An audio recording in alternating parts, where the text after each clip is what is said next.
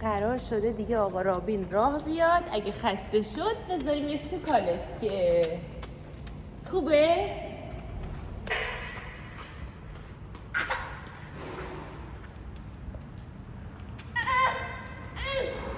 بیا زندگی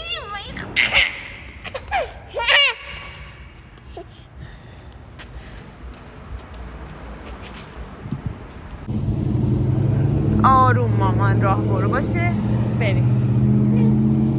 بریم یواش یواش. آروم بابا.